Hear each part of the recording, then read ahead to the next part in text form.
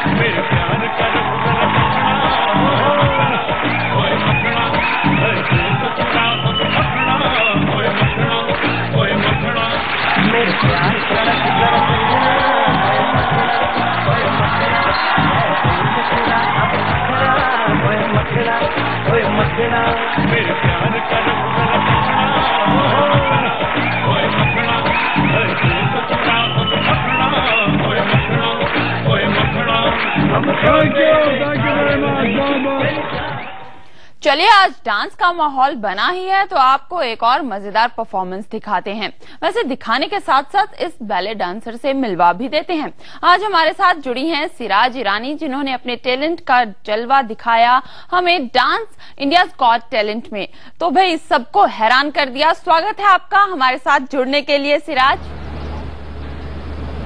नमस्ते सिराज, सबसे पहले जानना चाहेंगे अब तक का आपका सफर और इंडियाज गॉट टैलेंट में आप कैसे पहुंची? मैंने मेरा जो बेली डांसिंग का सफर है वो 2006 में स्टार्ट किया और 2009 में जब इंडियाज गॉट टैलेंट ये शो शुरू हुआ तब मैंने ये रियलाइज किया कि इंडियाज गॉट टैलेंट ही एकमात्र मंच था जिसने बेली डांसिंग को पूरा पॉजिटिव सपोर्ट दिया। और तभी से मैं कोशिश में जुट गई कि मुझे बस ये शो में आना है और मुझे बस कुछ करके दिखाना है बेली डांसिंग के फील्ड में। और मैं चाहती हूँ कि ये पूरी जो हमारी हमारा जो हिंदुस्तान है वो ये डांस फॉर्म को रिस्पेक्ट दे और दूसरे डांस फॉर्म्स की तरह देखे। इंडियाज गॉट टैलेंट का जो ये मेरा सफर है वो मेरे लिए एक सपने से कम नहीं है। मैंने एक आम आदमी की तरह एक ऑडिशन दिया था और वो ऑडिशन से लेकर यहाँ तक का सफर मेरे लिए एक बहुत ही ज्यादा यादगार सफर रहा है। मैं बहुत ही ज्यादा हैप्पी हूँ, खुश हूँ कि मुझे दुनिया ने, इंडिया ने और इंडियाज गॉट टैलेंट ने ये मौका दिया। जी, टीवी पर तो हम तस्वीरों में देख ही रहे हैं आपका डांस, लेकिन हम चाहेंगे कि आप इस वक्त अगर हमारे लिए परफॉर्म कर सकें ताकि हमारे दर्शक भी देख सकें। जी जरूर, ये मेरे लिए बहुत ही ज्यादा खुशी की बात होगी। मैं बहुत ही दिल से नाचना चाहूंगी आप सबके लिए। जी, तो आज अब आप क्या करके दिखा रही हैं हमें? मैं आज आपके लिए एक मेनका का रूप धारण करने वाली हूँ और कुछ बेली डांसिंग करने वाली हूँ आपके लिए। जी, तो फिर शुरुआत हो जाए। जी, थैंक यू।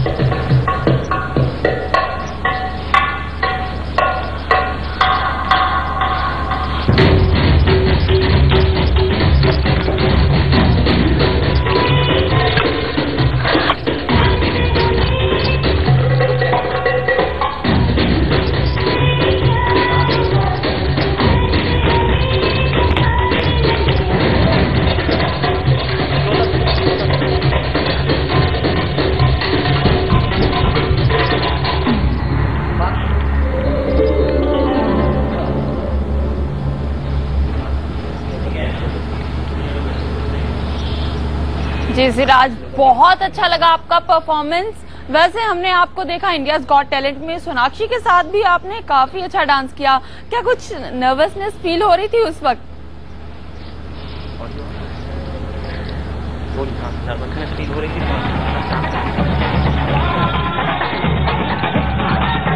मेरा सबसे बड़ा जो सपना था फारा जी, सोनाक्षी जी, किरण जी, करण जी के सामने परफॉर्म करने का, वो पूरा हुआ और मैं बहुत ही ज़्यादा एक्साइटेड हो गई हूँ कि मुझे सोनाक्षी जी के साथ परफॉर्म करने का चांस मिला।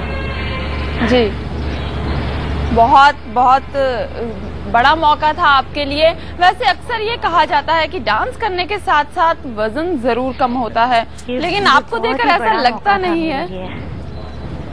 वैसे सिराज, अक्सर ये कहा जाता है कि डांस करने के साथ साथ वजन जरूर कम होता है, लेकिन आपको देखकर ऐसा लगता नहीं है। तो क्या राज है आपकी सेहत का? आपकी सेहत का राज क्या है? आपकी सेहत का राज? हाँ, मैं जब छोटी थी तब से मैं योगा करते आई हूँ और योगा मेरी ज़िंदगी का एक बहुत ही ज़्यादा अहम हिस्सा है और उसी के लिए मेरी बॉडी इतनी फ्लेक्सिबल है। मैं नहीं मानती हूँ कि साइज ज़रूरी है डांस करने में या किसी भी फैकल्टी में। अगर आपका दिल है, अगर आपको पैशन है उस चीज़ के बारे में, तो कुछ भी पॉसिबल है। बस लगन चाहिए। जी बिल्कुल, लगन चाहिए। तो आपने इसके लिए प्रोफेशनल ट्रेनिंग कैसे ली? प्रोफेशनल ट्रेनिंग ली है? मैंने बेली डांसिंग में प्रोफेशनल ट्रेनिंग ली नहीं है। मैं अभी फ़िलहाल कथक सीख रही हूँ और मैंने अपना जो डांसिंग करियर है वो एक हिप हॉप, बॉलीवुड और सालसा डांसर के तौर पे शुरू किया था। मैंने कभी सोचा नहीं था कि बेली डांसिंग ये मेरा फॉर्टे बन जाएगा और स्लोली ये जर्नी जारी रही और आज मैं यहाँ आ गई हूँ, तो भगवान का शुक्रिया अदा करना चाहूँगी। चलिए, बहुत हम भी यही उम्मीद करेंगे कि आप भी आगे बढ़ते रहें। अब एक बार फिर से आपको दिखाते हैं अपने दर्शकों को कैसे इन्होंने इंडियाज गॉट टैलेंट में परफॉर्म किया। हम चाहेंगे कि सिराज एक बार फिर से, जैसे सोनाक्षी के साथ आपने ठुमके लगाए, हम एक बार फिर से वही झलक देखना चाहेंगे।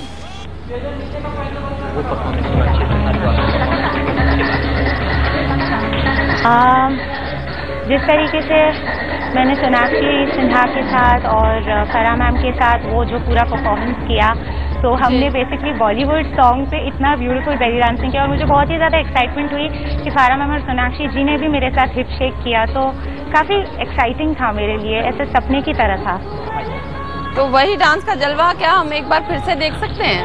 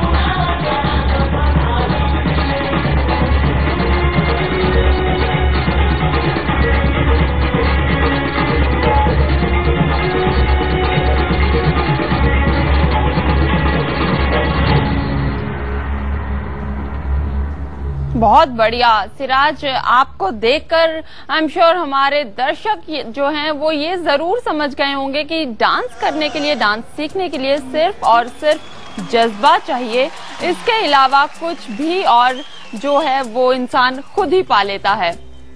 क्यों, आपका क्या मानना है?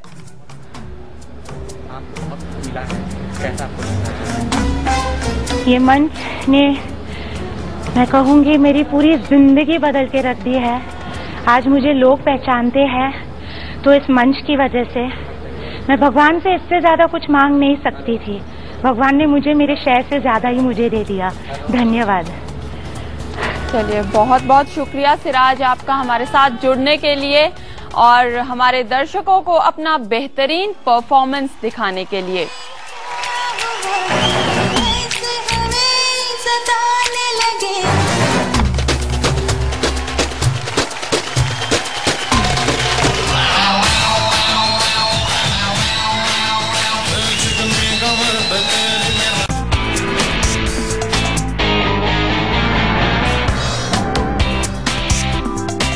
ब्रेक के बाद फिर से आपका स्वागत है।